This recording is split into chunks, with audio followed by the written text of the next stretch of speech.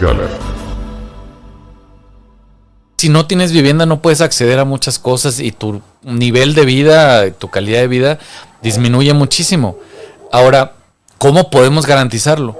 Esto desde luego le va a costar al gobierno y le va a costar a la sociedad, pero el costo va a ser mucho menor que ahorita lo calculábamos. Una persona que vive en la periferia de la Ciudad de México pasa 56 días al año en el transporte público. Entonces, ese tipo de cosas es inhumana, ¿no? Y tenemos que darle solución a eso. Y además la calidad humana. A mí me tocó crecer en una bonita colonia que se llama San Agustín, de un municipio que se llama Ecatepec. Y Ecatepec es un testamento del desprecio de las autoridades por el pobre. Es un dormitorio para pobres que queda a 2 horas de la Ciudad de México, donde están todos los empleos, donde no hay tejido social porque los padres están siempre ausentes y los morros siempre están ahí conviviendo con la maña. Está peligroso porque pues no hay un arraigo territorial, a todo el mundo le vale verga si solamente llegan a dormir y ver series en Netflix. Entonces eso no es una forma de vivir en el camión y llegar a tu casa nada más a dormir y malcuidar a tus hijos. Eso te está asegurando las condiciones materiales para una humanidad fea, para una vida que no vale la pena ser vivida. Completamente. Y yo creo que mucho de eso lo podemos solucionar dándole acceso a vivienda a la gente. Ahora, me gustaría platicar de algunas cifras de lo que hemos observado de la vivienda en los últimos años. Mientras el salario crecía en los últimos 30 años a un ritmo del 1%, la vivienda crecía el precio de la vivienda crecía a un ritmo del 10%, que es muy alto. Es decir, cada año teníamos ya un déficit en el precio bastante grande. Luego, existieron políticas de vivienda, por ejemplo, durante el panismo. Entre 2001 y 2011 se construyeron 11 millones de viviendas en México, pero se construyeron en medio de la nada. Sí. Se construyeron robándole el suelo a los ejidatarios en las periferias, comprándoles muy barato, vendiendo muy caro, viviendas de muy mala calidad, y que esto llegó a representar que la gente, de las 11 millones de viviendas que se vendieron, 8 se abandonaran. 8 millones. Sí, en México hay 8 millones de viviendas abandonadas. Son todas las viviendas que hay en Chile y en Uruguay juntos. O sea, todas. Todas. Habitadas, inhabitadas. Todas. Todas las viviendas que hay en Chile y en Uruguay juntas es igual a las viviendas que hay abandonadas en México. Hablamos de estas casitas de Infonavit, ¿no? Exactamente. Que hoy llamamos así, ese adjetivo, ese apellido es bien interesante, el apellido Infonavit. Deberíamos llamarle Casa Sara. Casas Sara, Casas Geo, Casas Homex, que fueron las empresas que hicieron estas viviendas, ¿no? También porque la autoridad se los permitió, eso estuvo muy mal. Es que además había no sé si se acuerdan de esos tiempos antes del internet, pero había todo un mecanismo de manufactura del consenso, manipulado desde el gobierno y operado a través de medios de Televisa, comunicación, donde yo iba a comer a la misma fondita todos los días y todos los días me tocaba ver a la presentadora de noticias. Oye, ya terminé, no hace una pausa donde dice, oye, ya terminé de contarte las cosas que son reales y ahora te voy a vender un producto, sino que inmediatamente después de, oye, qué dura está la delincuencia, sí señor, están asaltando mucho, pero para que no lo asalten, para que viva mejor, tenga una vivienda con Casa Sara, hoy nos acompaña este señor que nos va a vender casas, dime, ¿cómo podemos tener una casa? Y ahí va este güey y te vende un crédito para una casa que ni siquiera tiene servicios. Sí. Esto auspiciado por el gobierno y operado a través de la misma televisora a la que ustedes les están dando rating cuando ven La Casa de los Famosos. Dejen de hablarme de no eso. Vean La Casa de los Famosos. Completamente. Fíjate que parte de la problemática, bueno, hubo también hay un tema que es la gente que abandonó esas viviendas hoy, debido a que su crédito está vinculado a su nómina, sigue pagando esa vivienda. Mi mamá apenas terminó de pagar la suya. Fíjate, en España hay una cosa muy interesante que se llama la dación de pago. La dación de pago significa que si yo te regreso la vivienda, yo te dejo de pagar las hipotecas pendientes. Que me parece bastante justo, ¿no? Deberíamos. Oye, pues me compré este pantalón de mezclilla que finalmente no me agradó, te lo regreso y ya, pues quedamos tablas, ¿no? Pero no sigues pagando, que eso es muy, muy, muy abusivo, ¿no? Sí. Y al final, ¿qué teníamos? Teníamos pues, bancos con viviendas y viviendas sin personas, ¿no? Y bueno, eso por un lado. Y luego, por otro lado, teníamos que, pues, muchas de estas empresas generaban mecanismos como de engaño para vender estas viviendas. Te decían, oye, aquí en Cuautitlán Izcalli, por aquí va a pasar un tren que te va a llevar a la Ciudad de México en 20 minutos. Así que compra tu vivienda aquí y vas a estar en 20 minutos en el centro de la Ciudad de México. Y nunca construyeron el tren. Mis papás compraron en Real del Valle, era un desarrollo de Casa Sara, me parece, también. Y tenía en la mera entrada había un billboard gigante que decía, próximamente inauguración de la carretera, 5 minutos a la Ciudad de México. A la entrada de la Ciudad de México. Sí, sí, sí. No, entonces se hicieron de todos estos mecanismos para engañar a la gente junto con el Infonavit. Ahora, yo quiero comentar que esto no siempre fue así. En México tuvimos una política de vivienda muy chida hasta 1970, cuando empiezan como todas estas perspectivas neoliberales. La vivienda se subsidiaba, había vivienda de muy buena calidad, representaba una parte del ingreso muy bajita. Ahí quienes puedan, revisen estas políticas de vivienda que eran Tlatelolco, el Centro Urbano Presidente Alemán, el CUPA, el Multifamiliar Benito Juárez, la Unidad Habitacional Independencia, que está ahí en Periférico Sur, en la Magdalena Contreras, y son algunos ejemplos de muchos otros, la Unidad Centenario, la Miguel Alemán, 100%. Esa política de vivienda era muy buena. Imagínate que en 1950, con el 10% de tu ingreso, podías pagar una vivienda en la Roma de 120 metros cuadrados. Bueno, depende de qué ingreso, ¿no? No, por ejemplo, mi abuelita le dieron un departamento de estos en el multifamiliar Benito Juárez y ella ganaba 1,500 pesos al mes. Ah, la Roma Sur. En la Roma Sur. Ella, con el 10% de su salario, que eran 150 pesos, pagaba la hipoteca. Y eso le incluye en 1950, ¿no? Aunque fueran 1,500 pesos, sigue siendo muy poquito. Sí. Entonces, ella, con el 10% de su salario, tenía acceso, pagaba la hipoteca, los servicios, y además, en ese momento no había refrigeradores eléctricos. Entonces, lo que había eran cajas selladas, y cada semana le daban un cubo de hielo que ponía en esa caja para que los alimentos se mantuvieran frescos. Entonces, hubo una política muy buena de vivienda y debo decirles que todas estas ciudades que les comenté al principio, París, Nueva York, Moscú, Viena, Berlín, vinieron los gobernadores de esas ciudades en ese entonces a México para ver qué estábamos haciendo aquí en materia de vivienda.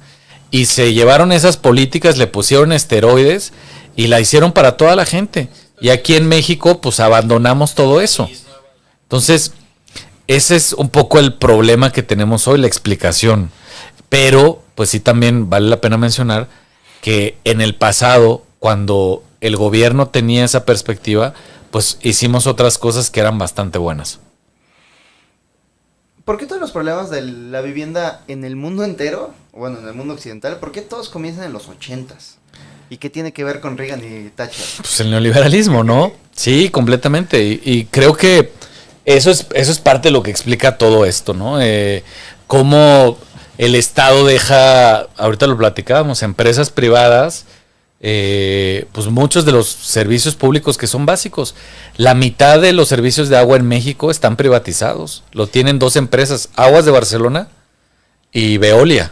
Eso es bien importante porque creo que se relaciona con el tema y valdría la pena que lo escuchara la banda. Justo que hablábamos acerca de este texto de Viri Ríos que hablaba acerca de darle más recursos a los gobiernos locales porque tienen muchísimas responsabilidades y porque además son la zona donde la ciudadanía tiene mayor injerencia, donde tienen más herramientas para participar.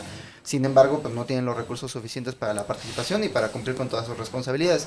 Y yo no sabía, pero pues parece ser un diseño neoliberal precisamente para darle juego a las empresas privadas. Sí, porque pues un municipio se ve rebasado con las tareas que tiene que realizar, cuando de repente en 1999 le entregan muchas responsabilidades, entre ellas el agua, el transporte, la iluminación, los residuos, y los municipios no pueden porque están al borde de la quiebra. Entonces lo que hacen es privatizar todos esos servicios. Por eso el agua, la recolección de residuos y en muchos lugares la iluminación, pues también son parte de estructuras que se privatizaron en esos lugares, ¿no? Y ahí volviendo un poquito más a la vivienda, esto también está muy relacionado. Hay muchos lugares, por ejemplo en la Ciudad de México, es muy contradictorio, pero el principal argumento por el cual también están aumentando los precios de vivienda es porque hay inversión pública. Entonces, piensen por ejemplo que ustedes tienen una vivienda y de repente ponen una línea del metro y una estación afuera de su casa.